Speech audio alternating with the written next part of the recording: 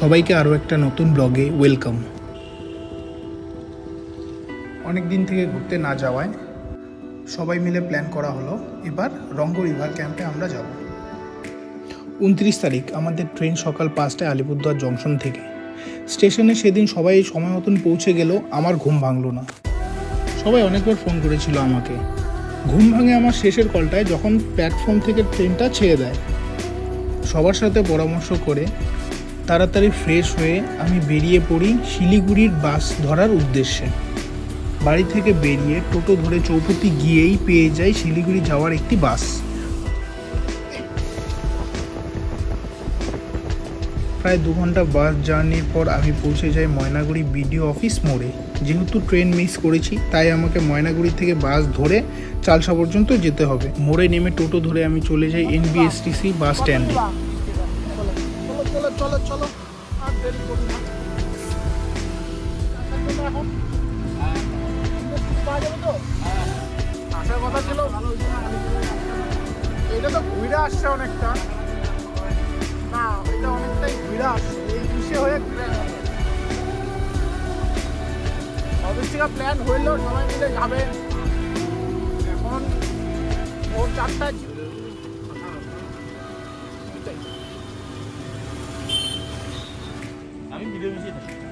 এখানে, ঠিক আছে আসি, থ্যাংক ইউ।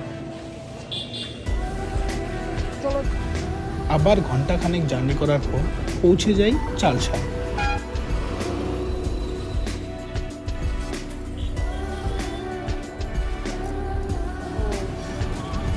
স্টেশনে এসে বসছি, এখন দেখি সবার সঙ্গে দেখা করি কি অবস্থা।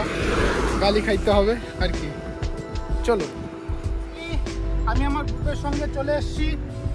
Hello hello hello hello guys, চলো। সবার সাথে ব্রেকফাস্ট সেরে নেওয়ার পর রওনা হই রঙ্গ রিভার ক্যাম্প এর উদ্দেশ্যে।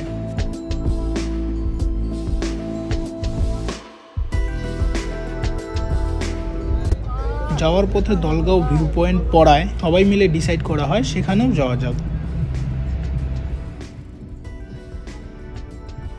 তারপরে আর কি, চালসা ফরেস্ট, গাইরিবাস রবার বাগান আর পাহাড়ের সৌন্দর্যের অপরূপ দৃশ্য দেখতে দেখতে পৌঁছে যাই দলগাঁও ভিউ পয়েন্টে।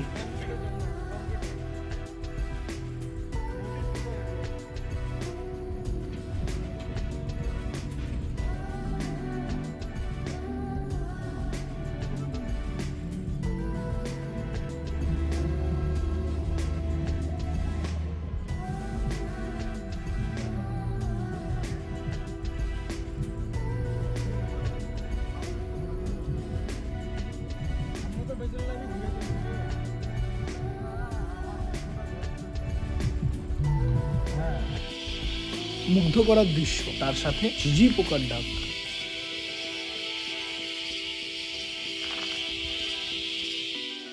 তো আমরা এখন যাচ্ছি দলগাঁও ভিউ পয়েন্টে।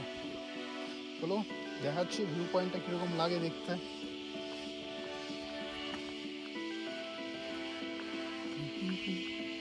চলো চলো তাড়াতাড়ি চলো।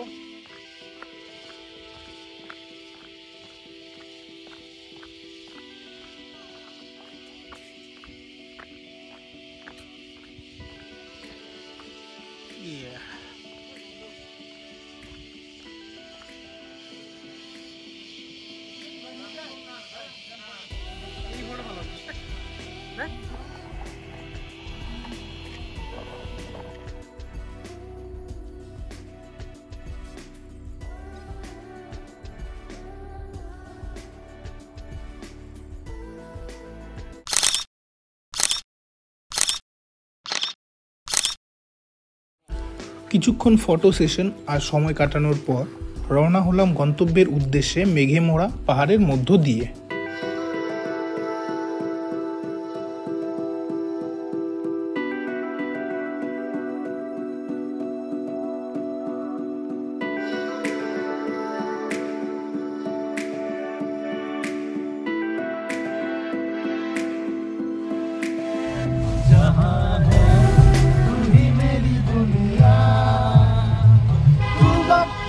मेरे लिए मैं हूँ तेरा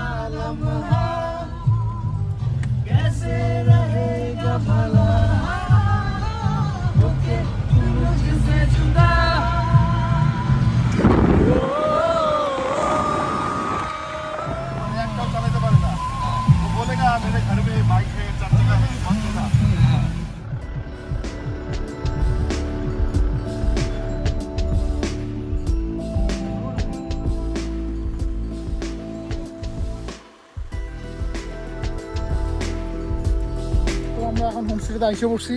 এখন নিচে যেতে হবে, সবাই নিজের ব্যাগপত্র নামাচ্ছে। প্রসেনজিৎদা পুরো একদম রেনকোট পরে নিয়েছে। এবার চলো আমরা নিচের দিকে যাচ্ছি। এই অসীমদা হয় নাই তোমার? সৌরভদা রেডি পুরো। শান্তনুদা কি করছো? শান্তনুদা ওকে সুতোর লাগাচ্ছে, কারণ যোগ ধরবে। চলো আমরা রেডি পুরো।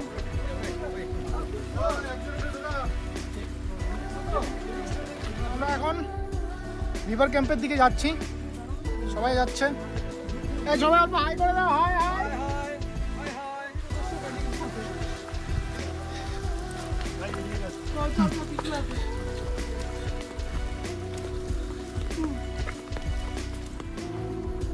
হাই টমি, তুই কি করছিস? তুইও যাবি আমাদের সাথে? চল চল চল চল চল, আইসো পর আইসো পর। আমাদের পথ প্রদর্শক যাচ্ছে সামনে দিয়ে।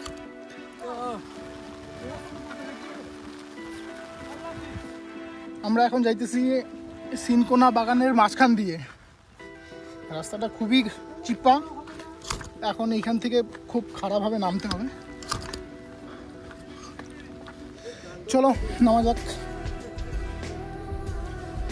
আস্তে আস্তে নামতে লাগছে, সবাই হয়তো খুব ভয় পাচ্ছে। দেখি আমি কতটা সাহস দেখাতে পারি এখানে গিয়ে। আমি অল্প ট্রাই করি। চলো তারপর ওকে চলো। পুরা খাড়া নাকি?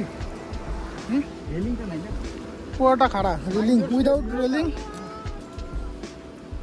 চলো নামা যাক।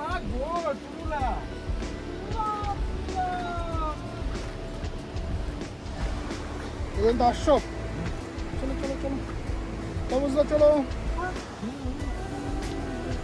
পাথর কি রাস্তা में हलागान दिले চলো। মা দাঁড়ি সামনে এখন উল্টা পড়তাম আমি। চলো চলো চলো চলো চলো চলো তাড়াতাড়ি চলো। কারণ ভয় পাচ্ছে, কোনো ব্যাপার না। কারণ আস্তে আস্তে আসো তুমি, কোনো ব্যাপার না। অল্প বয়স জ্যেষ্ঠ লোক, আস্তে আস্তে আসলেও চলে। চলো। বাপ রে বাপ, কি খাড়া! এই জঙ্গলের মাঝখান দিয়ে অনেকটাই খাড়া, অনেকটা বলতে অনেকটাই। আমরা ওইখান থেকে আসছি।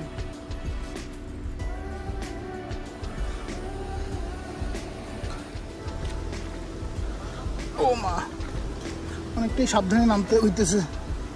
মা আরে টমি, তুই আমাকে নিয়ে যা, তুই আমাকে নিয়ে যা। ও আমাদের দেখে ও ওভার এক্সাইটেড। ও আমাদের দেখে ও কিভাবে নিয়ে যাবে না নিয়ে যাবে ও তাল খুঁজে পাচ্ছে না।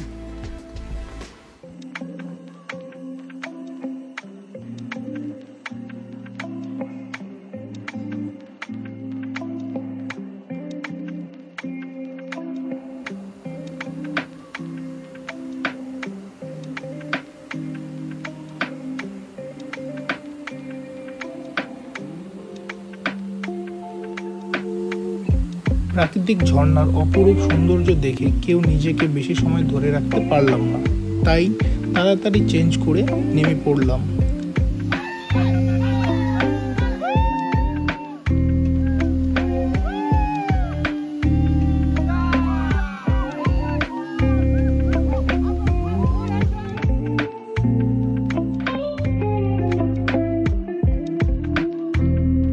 ফ্রেশ হয়ে লাঞ্চ করে নিলাম।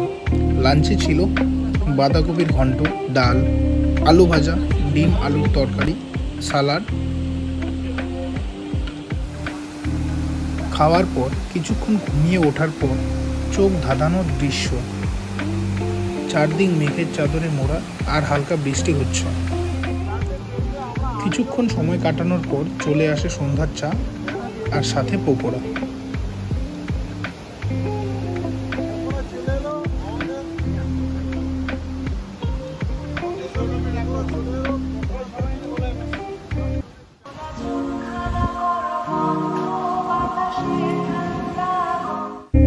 টি20 ওয়ার্ল্ড কাপ ম্যাচ থাকার কারণে ডিনারের টাইম কখন হয়ে যায় টেরই পাওয়া যায় না। খেলা দেখতে দেখতে ডিনার সেরে নেওয়া হলো। ডিনারে ছিল রুটি, চিকেন, বাঁধাকপির ঘন্ট, মিক্সড সবজি আর স্যালাড। টানটান উত্তেজনা আর সূর্যা কুমারের সেই ক্যাচের সাথে ভারত 17 বছর পরে আবার T20 ওয়ার্ল্ড চ্যাম্পিয়ন হলো।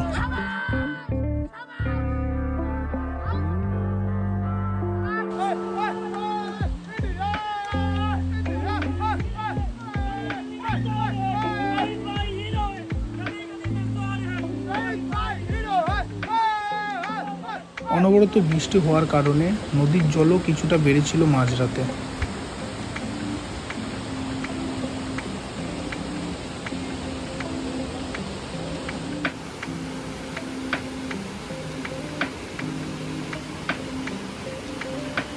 সকালে ব্রেকফাস্টে চা, পুরি আর মিক্সড সবজি খেয়ে আমরা বেরিয়ে পড়ি বাড়ির উদ্দেশ্যে।